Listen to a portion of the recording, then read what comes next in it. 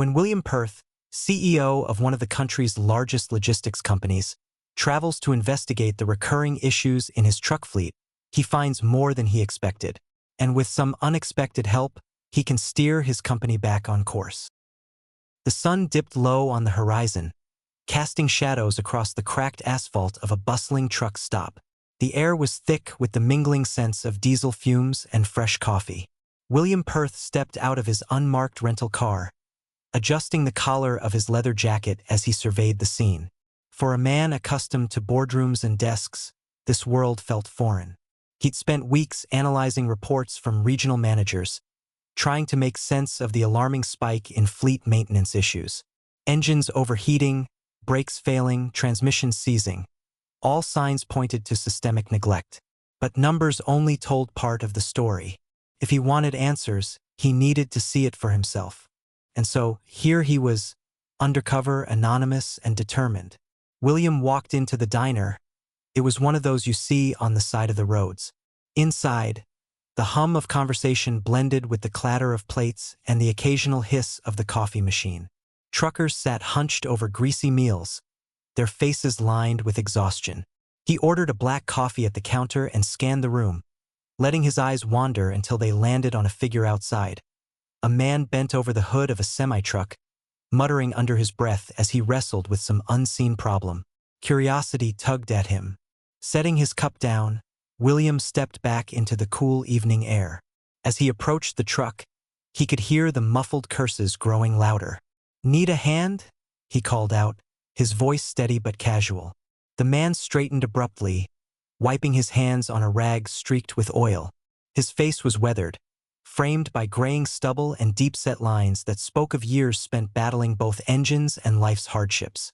For a moment, they simply stared at each other, two strangers connected only by the shared space of this desolate parking lot. Recognition dawned almost instantly. William's breath caught in his throat as memories flooded back. Memories of late-night study sessions, whispered dreams of the future, and the unwavering encouragement of a friend who believed in him when no one else did. "Will?" the man asked, his tone incredulous but warm. "Is that really you?" "Tim," William replied, a smile breaking through his carefully maintained facade. It wasn't just familiarity that struck him. It was the weight of time, the realization of how much had changed since those distant days of youth. They were boys then, full of hope and uncertainty. Now they were men bearing the burdens of choices made and paths taken. Timothy Rudd shook his head, laughing softly. "I never thought I'd run into you like this. What are you doing here? Last I heard, you were running some big-shot company." William hesitated, weighing his words carefully. "Just checking up on things," he said finally, opting for vagueness. "How about you? Still driving?" "Yeah," Tim replied, gesturing toward the idling truck behind him. "Still putting miles on these roads. Though lately, it feels like every trip ends with something going wrong." He sighed, frustration creeping into his voice. "These trucks, they're falling apart faster than ever. Brakes go out, engines seize up. It's like they're not even maintaining them properly anymore."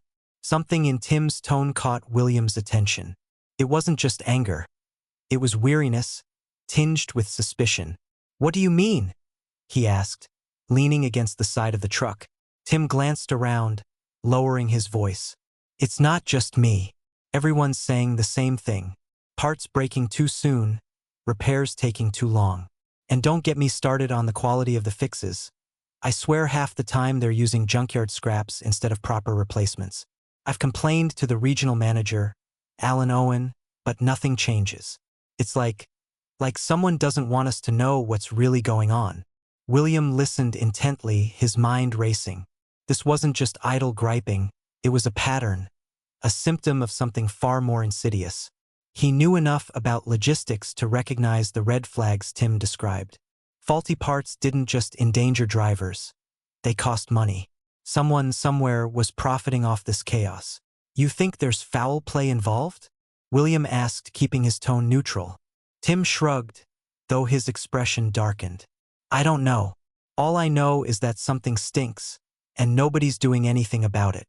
For a moment, silence settled between them, broken only by the distant rumble of an approaching rig.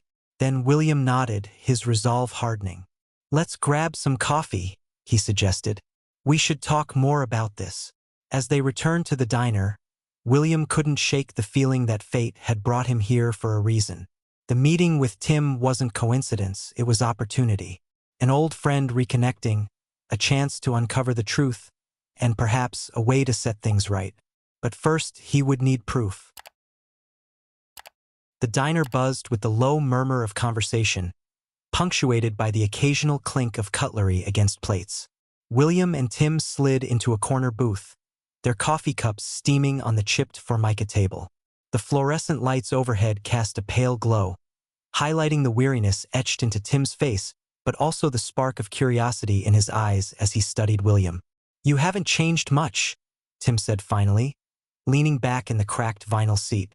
His tone was light, almost teasing, but there was an undercurrent of something deeper. Nostalgia, perhaps, or the weight of years unspoken. "Speak for yourself," William countered with a wry smile. "You look like you've been wrestling engines for a living." Tim chuckled, though it lacked its earlier warmth. "That's because I have been. But hey, somebody's got to keep these roads moving, right?" William nodded, his gaze drifting momentarily to the window where Tim's truck sat parked outside. The faint hum of idling engines filled the air beyond the glass, a reminder of the world they were both tied to in different ways. He turned back to Tim, his expression softening. "I owe you," William said suddenly, the words tumbling out before he could stop them. "For everything. Back when we were kids, you pushed me to keep going, to finish school.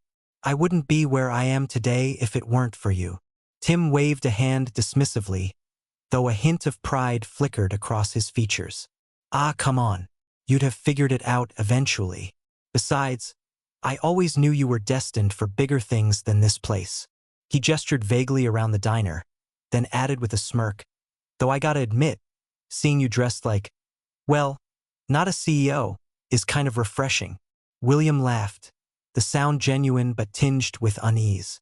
He had intended to keep his identity hidden longer, to observe without bias, but Tim's matter-of-fact acknowledgement made secrecy feel unnecessary, and somehow disrespectful. "About that," William began, leaning forward. "You already know who I am, don't you?" Tim raised an eyebrow, his grin widening. "Of course I do. It's hard not to notice when your name's plastered all over company memos and training videos.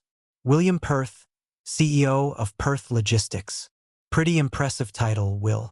"Then why didn't you ever reach out?" William asked, his voice quieter now. "Why didn't you tell me you worked for the company?" Tim shrugged, stirring his coffee absently. "I didn't want special treatment. Figured if I got anywhere, it should be on my own merit, not because of some old friendship. Plus," he hesitated, his gaze dropping to the table, "I was proud of you, Will. Watching you build something from nothing, it reminded me of what you used to say back in the day, that you wanted to change the world, one decision at a time." The sincerity in Tim's voice hit William like a punch to the chest. Here was a man who had chosen integrity over convenience, who had silently supported him from afar while carrying the weight of his own struggles. It was humbling and infuriating in a way, because now, sitting across from Tim, William couldn't ignore the glaring contrast between the values they'd once shared and the reality of the company he led. "That's why I'm here," William admitted after a pause, "to figure out what's going wrong. These breakdowns, the parts failing, it's not just bad luck. There's something rotten at the core, and I need to find out what it is." Tim's expression darkened, his fingers tightening around the handle of his mug. "I've suspected as much for a while now. Like I said earlier, I've tried talking to Alan Owen, the regional manager, but he brushes it off every time. Says it's just wear and tear, or blames the drivers for not following protocol. But I know better." "How so?" William pressed, leaning closer. Tim glanced around, lowering his voice. "There's this mechanic, Mitch Carson. He runs the repair shop here. Guy's sleazy, always skulking around like he's hiding something. A few months ago, I overheard him arguing with Alan about invoices. Something about swapping parts, not using what was ordered. High-quality stuff being replaced with cheap junk before it even gets installed. William's jaw tightened. Do you have any proof? Tim shook his head, frustration evident in the lines creasing his forehead. No, just suspicions. They're careful, they cover their tracks. And anyone who tries to dig too deep risks losing their job or worse. A heavy silence settled between them, broken only by the distant rumble of trucks pulling into the lot. William stared at the table, his mind racing. If what Tim said was true, and he had no reason to doubt it, then the corruption ran deeper than he'd feared. But proving it wouldn't be easy, not without risking exposure, backlash, or worse. We'll need evidence, William said finally, his voice firm. Hard evidence. Enough to take down whoever's behind this. Tim frowned, concern flashing in his eyes. You sure you want to go down that road? This isn't some boardroom battle, Will. These people play dirty. If they catch wind of what we're doing, I know the risks, William interrupted, meeting Tim's gaze with unwavering determination. But I can't sit back and let this slide. Not when it's putting lives at risk. Not when it's destroying everything I've worked for. Tim studied him for a long moment, then nodded slowly. All right, if you're serious about this, I'm in. But we do it smart. Careful. No heroics. Agreed, William said, extending a hand across the table. Tim grasped it firmly, sealing their pact with a grip that spoke of trust forged long ago and renewed in this moment. As they walked out of the diner toward Tim's truck, William thought about his reunion with his good friend, and he was determined to find out what was going on in his company. He sensed that it was much more than just looking for profit margins in the reports he received, perhaps a web of lies among the employees he had placed in charge of such an important part of the company, and that it could lead to its downfall. He didn't know what he would find, but he was with loyal company and he wouldn't do it alone. The night was alive with the hum of distant engines and the occasional laughter from truckers gathered around a fire pit in the corner of the lot. William and Tim stood beside Tim's rig, its headlights casting long shadows across the cracked asphalt. The air was cool, carrying the faint tang of diesel and burnt rubber. Both men were silent, their minds racing as they pieced together the fragments of suspicion into something actionable. All right, William said finally, breaking the quiet. We need to get into that repair shop.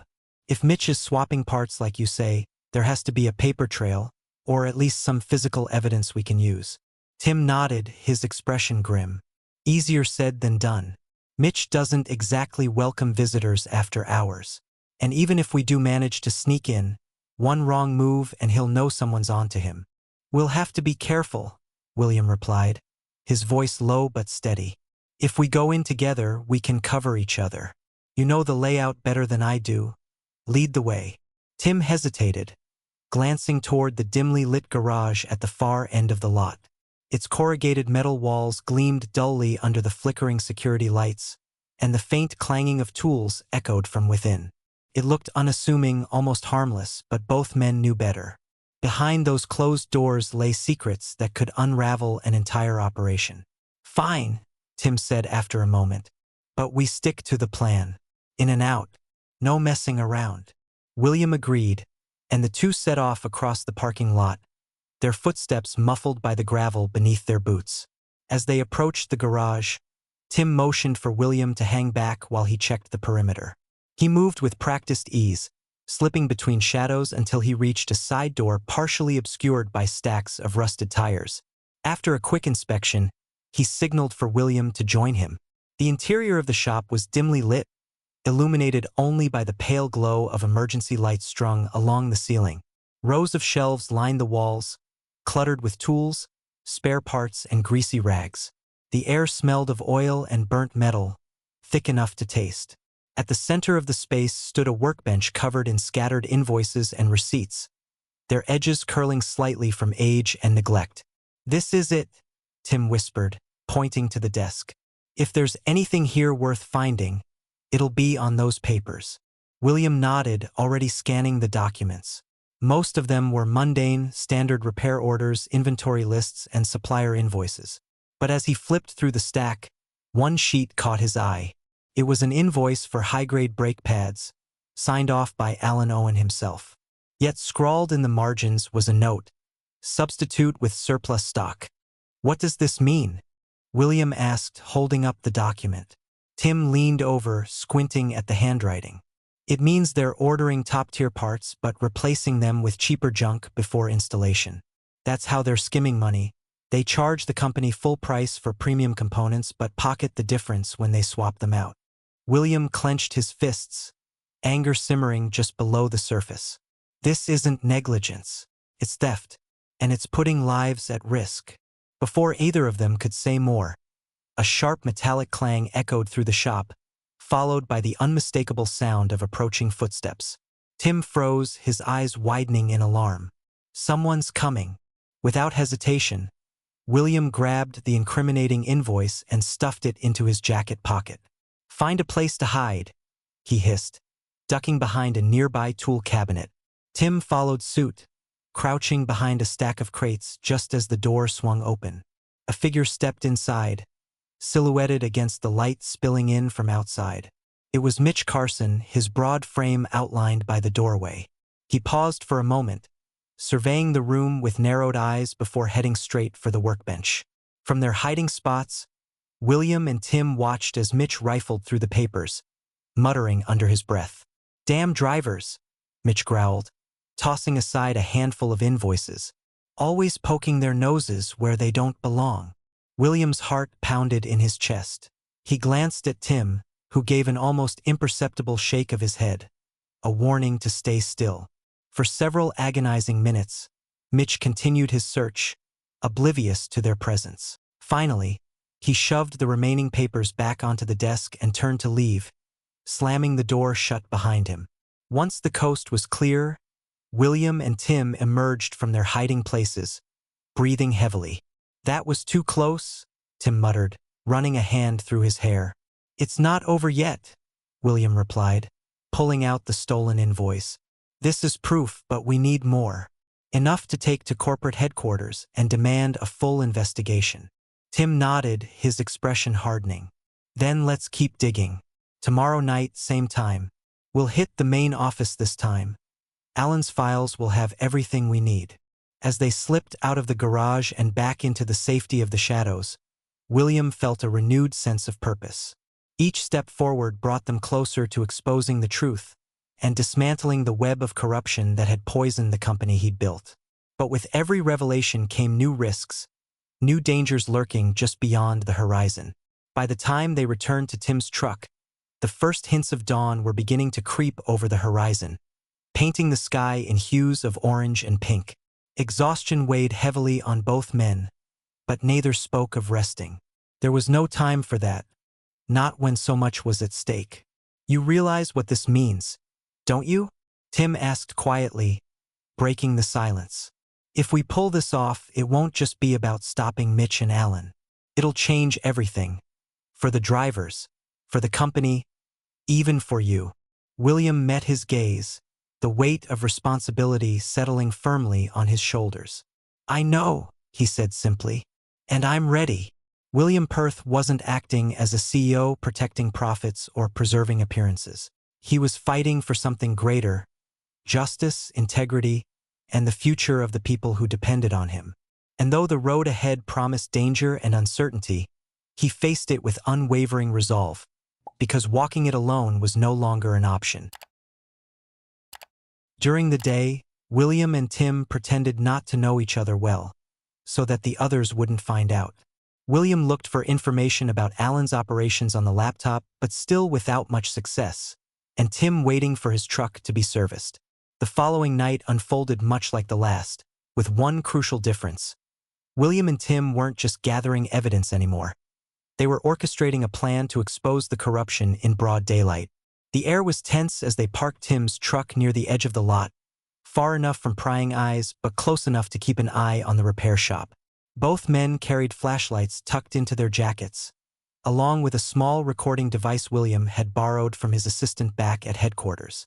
"All right," William said, his voice barely above a whisper as they crouched behind a stack of shipping containers. "We've got Mitch's routine down. He leaves the garage every evening around this time to grab dinner at the diner. That gives us about 30 minutes to plant the surveillance equipment." Tim nodded, his face pale under the dim glow of the security lights. "And if he comes back early? Then we improvise," William replied, his tone firmer than he felt. "But we can't afford to wait any longer. Every day we delay, another driver risks their life because of those faulty parts." Tim didn't argue, there was no need. They both understood the stakes. Silently, they moved toward the garage, their footsteps muffled by the gravel beneath their boots. This time, the side door was unlocked, likely left open by Mitch in his haste to leave. It was almost too easy, which only heightened William's unease. Inside, the garage was eerily quiet, save for the faint hum of fluorescent lights overhead. The workbench where they'd found the incriminating invoice the previous night remained cluttered with papers and tools. William carefully placed the tiny camera, a sleek black device no larger than a matchbox, on a high shelf angled toward the desk. Its lens captured everything within a 10-foot radius, including the invoices and receipts scattered across the surface. "That should cover the paperwork," William whispered, stepping back to ensure the camera was hidden from plain sight. "Now for the audio." Tim retrieved the second piece of equipment, a compact microphone designed to pick up even the faintest whispers, from his pocket. Together, they secured it beneath the lip of the workbench, ensuring it blended seamlessly with the surrounding clutter. Once satisfied, they exchanged a brief nod and retreated into the shadows, slipping out of the garage just as quietly as they'd entered. Hours passed, the tension mounting with each tick of the clock. Back at Tim's truck, William monitored the live feed from the surveillance gear using a tablet connected via Bluetooth. The screen displayed grainy footage of the garage interior, empty for now but poised to capture anything and anyone who crossed its threshold. "This feels wrong," Tim muttered, pacing beside the truck. "Sneaking around like this, waiting for them to slip up. What if they catch us before we get what we need?" "They won't," William said firmly, though his knuckles whitened as he gripped the tablet. "We've planned this carefully. As long as we stay patient, we'll have all the proof we need." As if on cue, the sound of approaching footsteps echoed through the stillness. William's breath hitched as Mitch Carson reappeared, this time accompanied by Alan Owen. Both men looked agitated, their voices rising as they argued over something William couldn't quite make out. "You're cutting it too close," Alan snapped, slamming a fist onto the workbench. "If corporate finds out about this—" "They're not going to find out," Mitch interrupted, his tone dripping with disdain. "Not unless someone screws up. And you know who I'm talking about." He shot Alan a pointed glare, leaving little doubt as to whom he blamed for any potential mistakes. William exchanged a glance with Tim, his pulse racing. The microphone was picking up every word, crystal clear despite the distance. They listened intently as Mitch outlined a new scheme, ordering defective radiators labeled as premium-grade replacements and selling the originals on the black market. It was brazen, reckless, and damning. "We've got them," William breathed, his voice shaking with a mix of triumph and fury. "This is it. This is everything we need." But their relief was short-lived. Just as Mitch began rifling through the invoices again, his gaze landed on the shelf where William had hidden the camera. For a moment, he simply stared, his brows furrowing in suspicion. Then, without warning, he lunged forward, snatching the device from its perch. "What the hell is this?" Mitch growled, turning the camera over in his hands. His eyes darted around the room, searching for signs of intrusion. Beside him, Alan paled visibly, panic flashing across his face. "Someone's been watching us." Mitch spat, his voice low and dangerous. "Find them. Now." William's heart sank. He turned to Tim, whose expression mirrored his own dread. "They know. Then we act fast," Tim replied, his voice steadier than William expected. "Get the recordings off that tablet and send them to your assistant. If we can't stop them ourselves, at least someone else will have the evidence." With trembling fingers, William transferred the files to a secure cloud server, tagging his most trusted colleague in the process. There was no guarantee the information would reach corporate headquarters in time, but it was their only chance. Before they could retreat further, however, headlights swept across the lot, illuminating the area around Tim's truck. A heavy-duty pickup screeched to a halt mere feet away, its doors flung open as Mitch and Alan stepped out, flanked by two burly mechanics. "Well, well," Mitch drawled, his lips curling into a sneer. "Look who decided to play detective." William stood slowly, shielding Tim with his body. "It's over, Mitch. We've already sent the evidence to corporate. You're done." For a moment, Mitch hesitated, uncertainty flickering in his eyes. But then he laughed, a harsh, grating sound that echoed through the empty lot. "You think that scares me? By the time they sort through your so-called proof, I'll be long gone. And as for you," he gestured to his henchman, who advanced menacingly, "you shouldn't have stuck your nose where it doesn't belong." Time seemed to slow as the situation spiraled out of control. Tim shoved William aside just as one of the mechanics lunged forward, swinging wildly. Chaos erupted, fists flying and shouts filling the air. Despite being outnumbered, Tim fought with surprising ferocity, his years of hard labor evident in every blow. William, meanwhile, scrambled to retrieve his phone, dialing emergency services with shaking hands. "Police are on their way," he shouted over the din, clutching the tablet tightly to his chest. "Give it up, Mitch." Mitch's response was a snarl, but there was fear in his eyes now, fear that their plan had unraveled beyond repair. With a final curse, he signaled for his men to retreat, disappearing into the night as sirens wailed in the distance. When the dust settled, William and Tim stood battered but victorious, their bodies aching but their resolve unshaken. As the authorities arrived to take statements, William allowed himself a fleeting smile. The battle wasn't over yet, but the war had just begun.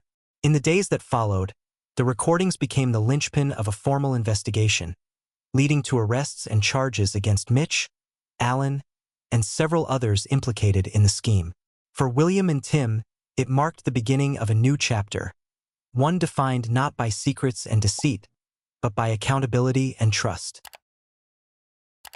The aftermath of the sting operation rippled through Perth logistics like a shockwave. News of Alan Owens and Mitch Carson's arrests spread quickly, igniting a firestorm of speculation among employees. Drivers gathered in clusters at truck stops, swapping theories about how the bigwigs had finally been caught. Mechanics whispered nervously in garages, wondering who else might have been involved. And corporate headquarters buzzed with activity as internal auditors combed through years of financial records, uncovering layers of fraud that stretched far beyond what William and Tim had initially suspected. For William, it was both vindication and reckoning. Sitting in his office, a stark contrast to the grimy diner booths and shadowy garages where he'd spent recent nights, he stared out the floor-to-ceiling windows at the city skyline below. The view, once a source of pride, now felt hollow. How could he have let this happen? How many lives had been endangered while he focused on profit margins and shareholder meetings? His assistant knocked softly before entering, carrying a stack of documents bound in red folders marked confidential. "The audit team sent over their preliminary findings," she said, placing the files on his desk. Her tone was cautious, as though she feared breaking something fragile. "It's extensive." William nodded without looking up. He already knew. The evidence spoke for itself. Falsified invoices, shell companies funneling money offshore, safety protocols ignored or deliberately sabotaged. It wasn't just negligence. It was betrayal, a systematic dismantling of everything he'd worked to build. But amidst the chaos, there was hope. Across the room, Timothy Rudd sat quietly in one of the leather chairs reserved for high-profile clients, nursing a cup of coffee. His presence here, in this polished sanctuary of power, was jarring yet fitting. After all, it was Tim who had risked everything alongside him, who had stood shoulder to shoulder against corruption when no one else would. "You okay?" Tim asked, breaking the silence. His voice was calm, almost too calm, but William recognized the undertone of concern. "I will be," William replied, turning away from the window, "once I fix this mess." Tim raised an eyebrow, smirking faintly. "Fix it? You're talking like you can slap some duct tape on it and call it good. This goes deeper than bad parts and crooked managers, Will. People lost faith in the company, in you. Rebuilding trust isn't going to be easy." I know, William admitted, sinking into his chair. That's why I need your help. Tim froze, his mug halfway to his lips. My help? Doing what? Taking over as regional manager. William leaned forward, his expression earnest. You've earned it, Tim. More than anyone else in this organization. You understand the drivers, the routes, the struggles they face every day. And after everything you've done, exposing the truth, standing up to those thugs, you've proven you're exactly the kind of leader we need. Tim set his mug down slowly, staring at William as though trying to decipher a riddle. You're serious about this? Dead serious, William said firmly.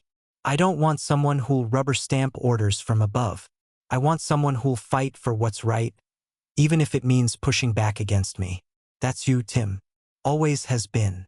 For a long moment, Tim didn't respond. He looked down at his hands, calloused and scarred from decades of hard work, then back at William. Finally, he sighed. All right, but only because I believe in you, and because I think we can still save this place. With Tim installed as regional manager, changes began sweeping through the fleet operations. Substandard parts were replaced with top-tier components, supplier contracts were renegotiated under strict oversight, and regular inspections became mandatory. Drivers noticed immediately. Engines ran smoother, brakes responded faster, and breakdowns plummeted. Morale soared as word spread that management was finally listening. Not just paying lip service, but taking real action. Tim wasted no time settling into his new role. He reorganized the maintenance schedule, ensuring trucks received timely repairs instead of languishing in queues. He instituted open-door policies, encouraging drivers to voice concerns without fear of retaliation. And perhaps most importantly, he fostered a culture of accountability, holding everyone, from mechanics to dispatchers, to the highest standards. Meanwhile, William embarked on a different kind of journey, reconnecting with the human side of his company. He began visiting terminals unannounced, not to spy or micromanage, but to listen, to hear firsthand the stories of men and women who spent their days hauling freight across endless highways. He ate meals with them, shared laughs and occasionally tears. Slowly but surely, he started rebuilding the bridges that had burned during years of detachment. One evening, several months after the scandal broke, William found himself standing outside Tim's modest home, a bottle of wine tucked under his arm. Tim greeted him with a grin, ushering him inside where the smell of roasted chicken and garlic filled the air. Took you long enough to stop by, Tim teased, gesturing toward the dining table where his wife, Sarah, and teenage daughter, Emily, waited. They've been dying to meet you. The evening unfolded naturally, laughter mingling with heartfelt conversation. William learned about Sarah's volunteer work at a local shelter and Emily's aspirations to become an engineer. In turn, he shared anecdotes from his own family life, tales of missed soccer games and late-night business trips that left his children rolling their eyes. As dessert plates were cleared and the hour grew late, Tim raised his glass in a quiet toast. To second chances, he said simply, and to doing better tomorrow than we did today. Everyone echoed the sentiment, clinking glasses beneath the warm glow of the chandelier. For William, it was more than just a pleasant evening. It was closure, a reminder that life, much like leadership, was about connection, about choosing to embrace imperfection, to learn from mistakes, and to move forward together. Weeks later, as William prepared for another board meeting, he paused to glance at a framed photograph on his desk. It showed him and Tim standing side by side at a recent company event, surrounded by smiling faces. Beneath it, scrawled in Tim's messy handwriting, was a note. Keep driving forward, my friend. Smiling faintly, William slipped the photo into his briefcase and headed out the door. He would face challenges, setbacks, moments of doubt. And he was not alone anymore, but alongside people who believed in the same vision he did. A future built on integrity, resilience, and the unshakable bonds of friendship. This story reminds us that even the smallest acts of courage can spark monumental change. Would you risk everything to stand up for what's right? Comment below and let us know your thoughts. If you enjoyed this journey, don't forget to like, share, and subscribe to embrace the journey for more inspiring tales.